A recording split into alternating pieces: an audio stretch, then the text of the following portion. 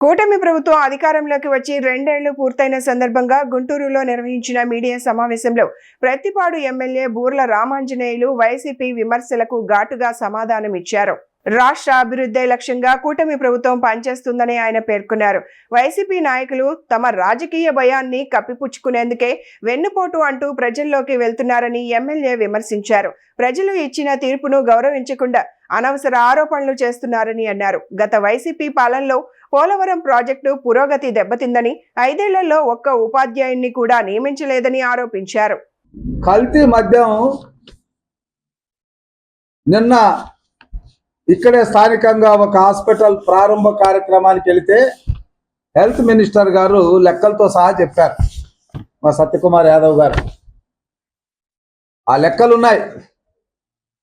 కల్తీ మద్యం ద్వారా 2019-24 మధ్య ఎన్ని కుటుంబాలు అవస్థలకు గురయ్యాయో ఆయన లెక్కలతో సహా చెప్పాడు.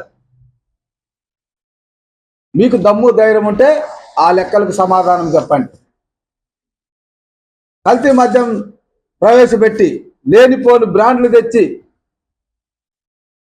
కుటుంబాలకి వెనుపోటు పొడిచింది మీరు కాదా? చివరికి ఆ మద్యం మీద కూడా 25,000 కోట్ల రూపాయలు అప్పు తీసుకొని వచ్చి మహిళలకు వెనుపోటు పొడిచింది మీరు కాదా?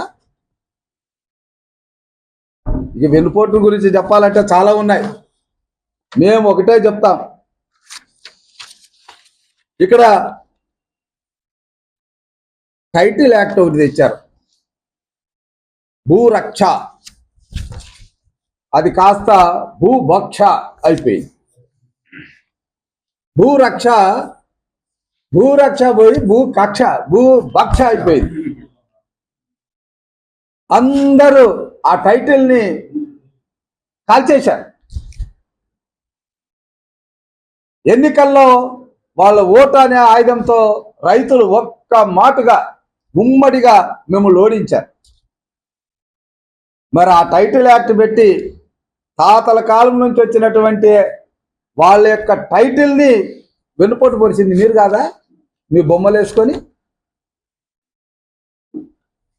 పారిశ్రామికవేత్తలు వస్తే పెట్టుబడులు వస్తాయి.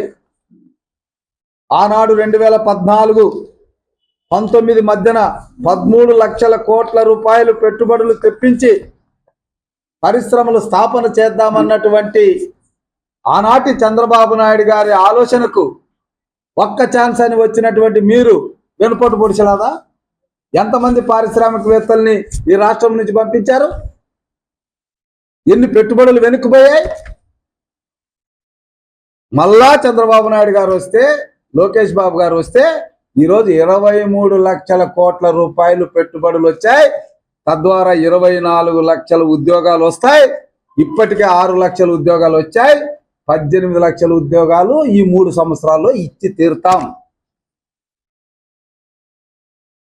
సో సంక్షేమము అభివృద్ధి 2 కళ్ళతో చూసేటటువంటి 40 సంవత్సరాల అనుభవం ఉన్నటువంటి చంద్రబాబు నాయుడు గారు, ఈ ప్రపంచమే విజనరీగా మెచ్చుకున్నటువంటి చంద్రబాబు నాయుడు గారి నాయకత్వంలో ఈ పాలన ఉండాలని ప్రజలు ఒక్క ఓటుతో మిమ్మల్ని పోట్లు పొడిసి కుదేలను చేస్తే అక్కడి నుంచి తేరుకోలేక ఇప్పుడు వచ్చి గ్రామాల్లో వెన్నుపోటు అని మాట్లాడడం